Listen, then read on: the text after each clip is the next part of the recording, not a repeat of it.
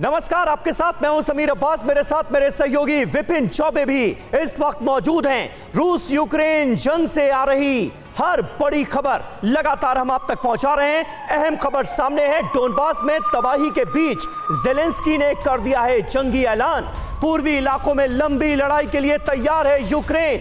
भीषण संघर्ष होगा और जीत हमारी होगी, यह कह दिया है जेलेंस्की ने।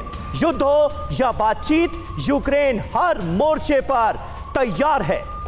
ये प्रेसिडेंट जेलेंस्की के बयानों में जो तीखापन नजर आ रहा है, उसका एहसास रशिया को भी है। खास तौर पर जिस तरह से ब्रिटिश प्रधानमंत्री बोरिस जॉनसन न सिर्फ यूक्रेन की राजधानी कीव पहुंचते हैं, बल्कि कीव की सड़कों पर प्रेसिडेंट जेलेंस्की के साथ चहलकदमी करते हैं, हौसला अफजाई करते हुए नजर आते हैं, यूक्रेन के लोगों की और हिम्मत की दाद देते हुए नजर आते हैं प्रेसिडेंट जेलेंस्की की। उसके बाद अब जेलेंस्की के बयानों में तीखापन बढ़ गया है।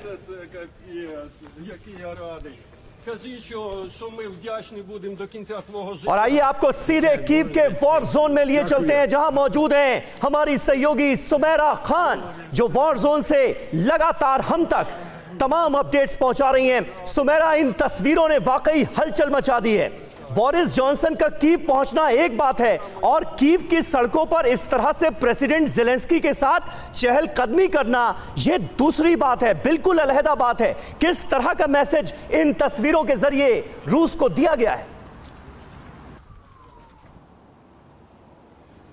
साफ तौर पर समीर, देखिए, संदेश ये देने की कोशिश है जेलेंस्की द्वारा।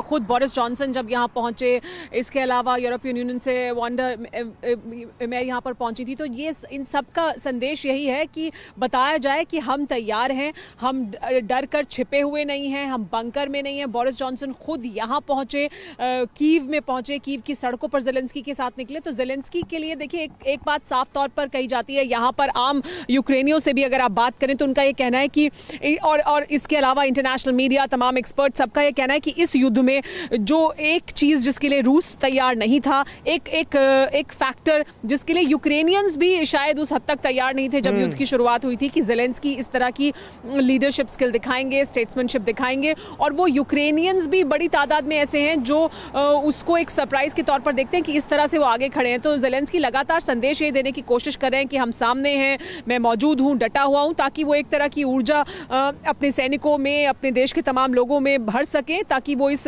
लंबे युद्ध के लिए तैयार रहें, क्योंकि ये बहुत जल्दी खत्म होने वाली लड़ाई नहीं है। ये जेलेंस्की भी समझ रहे हैं और अब यूक्रेनियंस भी समझ रहे हैं। बिल्कुल, और इसी वजह से बड़ा संदेश देने की होने वाली लड़ाई नहीं है। इस कोशिश बीच इन तस्वीरों के जरिए एक संदेश भी देने की कोशिश बोरिस जॉनसन ने की है कि इस लड़ाई में बेशक आज 46 दिन से यूक्रेन रशिया के सामने भिड़ रहा हो, लेकिन इस लड़ाई में वो अकेले नहीं है, यह भी संदेश देने की कोशिश हुई। आप चूंकि कीव में है, तो इस तरह की चहलकदमी के बाद कीव में क्या माहौल है, कीव के लोग क्या सोच रहे हैं, और कीव के लोगों को अब क्या लगता है जबकि युद्ध को 46 दिन बीत चुके हैं?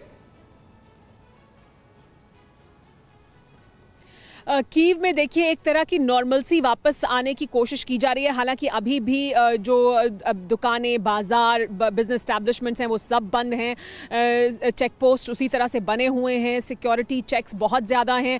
एक तरह का ये भी इस तरह के इंटेलिजेंस इनपुट यहाँ मौजूद है यूक्रेनियन मिलिट्री के पास कि तब जबकि रशियन फोर्सेस वापस गई हैं, तो वापस जाते वक्त बहुत से ऐसे रशियन सोल्जर्स हैं जो जंगलों में चले गए हैं, या देखिए यहाँ रशियन भाषा बोली जाती है, बहुत से लोग रशियन भाषा बोलते हैं, और पहचानना, अगर आप सिविलियन क्लोथ्स में हैं तो मुश्किल है कि आप रशियन हैं या यूक्रेनियन हैं, इसे पहचानना मुश्किल होता है। तो ये भी इस वजह से चेक्स बहुत ज़्यादा हैं। ये देखते हुए उनको ऐसा लगता है कि ऐसा हो सकता है कि कुछ रशियन सोल्जर्स यहीं पर मौजूद हो, आसपास के इलाके में मौजूद हो। लेकिन कीव में एक तरह की नॉर्मलसी लाने की कोशिश है, और उसकी वजह से भी जेलेंस्की देखिए बार बार निकल कर बाहर आ रहे हैं। अंतर्राष्ट्रीय जो तमाम नेता हैं वो कीव तक पहुंच रहे हैं ये संदेश देने के लिए कि ये जो हिस्सा है यूक्रेन का, वो किसी हद तक नॉर्मलसी की तरफ वापस आए। लेकिन ये युद्ध के दौरान की शांति है।